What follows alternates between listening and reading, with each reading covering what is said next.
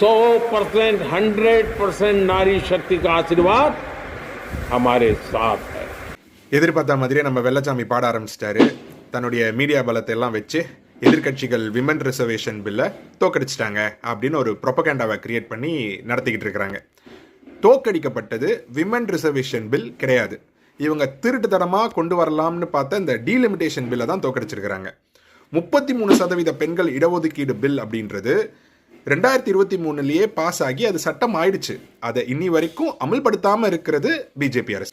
அதுவும் நம்ம விஸ்வகுரு இந்த நாட்டு பெண்கள் உங்களை மன்னிக்கவே மாட்டாங்க, இது இந்த பெண்களுடைய டிக்னிட்டி, அதாவது அவங்களுடைய மாண்பு மேலே நடத்தப்பட்ட தாக்குதல் அப்படின்லாம் பேசியிருக்காப்புல.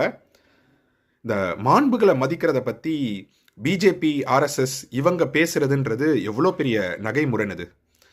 பில்கிஸ் பானு பற்றி ஏதாவது நியூஸ் வரும்போதெல்லாம் நமக்கெல்லாம் ஒரு மாதிரி நடுங்கும்.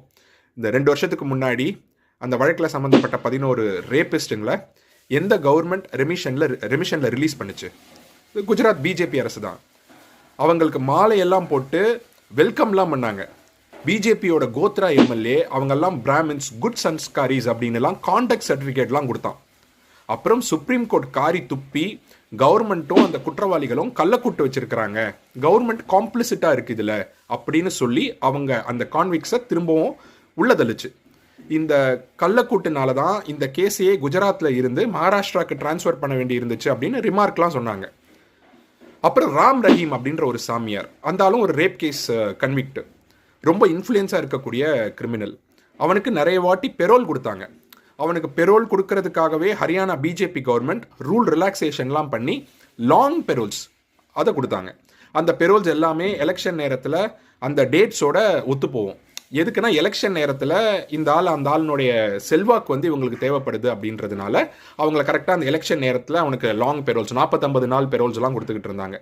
இனிமேல் எங்களை கேட்காம அந்த ராம் ரஹீம் அப்படின்ற அந்த குற்றவாளிக்கு பெரோல் கொடுக்கக்கூடாது அப்படின்ட்டு ஹைகோர்ட் தலையிட்டு அதை ஸ்டாப் பண்ணதுக்கப்புறம் தான் அந்த விஷயம் ஸ்டாப் ஆகவே செஞ்சுது. இன்னும் ஹத்ராஸ், கத்வா, உன்னாவ் அப்படின்னு நம்ம எவ்வளவோ இன்சிடென்ட்ஸை அடுக்கிக்கிட்டே போகலாம், எல்லாம் சொல்லி மாளாது. இந்த லட்சணத்தில் கட்சியை வச்சுக்கிட்டு இவங்க மற்றவங்களுக்கு பாடம் எடுத்துக்கிட்டு இருக்கிறாங்க. பெண்கள் வீட்டோட இருக்கணும், ட்ரெடிஷ்னல் ரோல்ஸ் மட்டும் ப்ளே பண்ணணும் அப்படின்றது தான் இதுதான் பாரதிய கலாச்சாரம் அப்படின்னு சொல்கிறவங்க தானே ஆர்எஸ்எஸ்.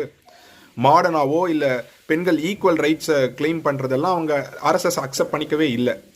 இவங்க மற்றவங்களுக்கு ஈக்குவாலிட்டி பற்றி பாடம் எடுத்துக்கிட்டு இருக்கிறாங்க.